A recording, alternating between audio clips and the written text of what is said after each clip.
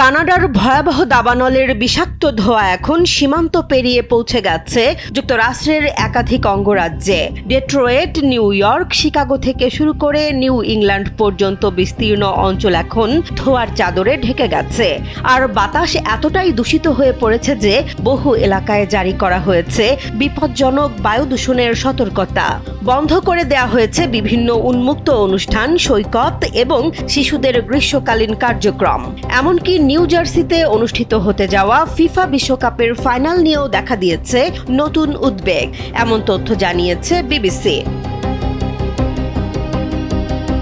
Canada জুড়ে বর্তমানে 858টির বেশি দাবানল জ্বলছে।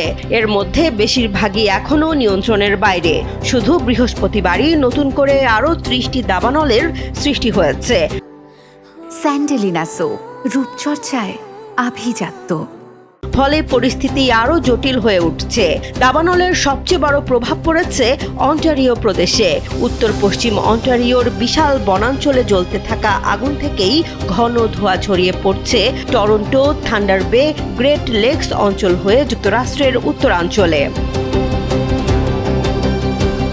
নিরাপত্তার জন্য স্থানীয় আদিবাসী সম্প্রদায়ের বহু মানুষকে নিরাপদ স্থানে সরিয়ে নেওয়া হয়েছে। ফার্স্ট নেশন সম্প্রদায়ের প্রধান হেলেন পাভোলো জানিয়েছেন, তাদের পুরো গ্রাম প্রায় পুড়ে ছাই হয়ে গেছে। দাবানলের ধোঁয়ায় যুক্তরাষ্ট্রের বিভিন্ন শহরে বায়ুর মান দ্রুত অবনতি হয়েছে। স্বাস্থ্য বিশেষজ্ঞরা বলছেন, এই ধোঁয়া ফুসফুস ও হৃদরোগে আক্রান্ত মানুষ, শিশু এবং বয়স্কদের জন্য সবচেয়ে বেশি ঝুঁকিপূর্ণ। নিউ ইয়র্কের গভর্নর ক্যাথি হোকুল পরিস্থিতিকে গুরুতর জনস্বাস্থ্য সংকট বলে উল্লেখ করেছেন। হোকুল জানান, ঘন ধোঁয়ায় অঙ্গরাজ্যের অনেক এলাকার বাইরে থাকা এখন স্বাস্থ্য ঝুঁকিপূর্ণ। তাই জরুরি বায়ু দূষণ পরিকল্পনা চালু করা হয়েছে। খোলা হয়েছে শত শত কুলিং সেন্টার এবং সাধারণ মানুষের জন্য বিনামূল্যে KN95 মাস্ক বিতরণ করা হচ্ছে।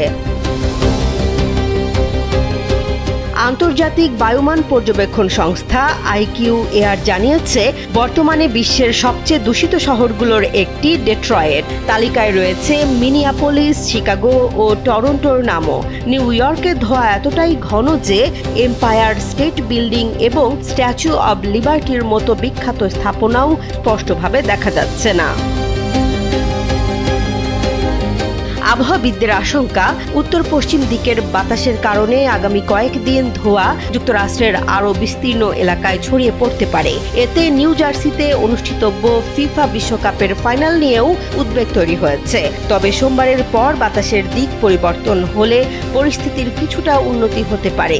বিশেষজ্ঞদের মতে, জলবায়ু পরিবর্তনের কারণে কানাডায় দাবানলের সংখ্যা ও তীব্রতা আগের তুলনায় অনেক বেড়েছে। আগে বড় দাবানল মূলত পশ্চিম কানাডায় দেখা গেলেও এখন পূর্বাঞ্চলেও ছড়িয়ে পড়ছে।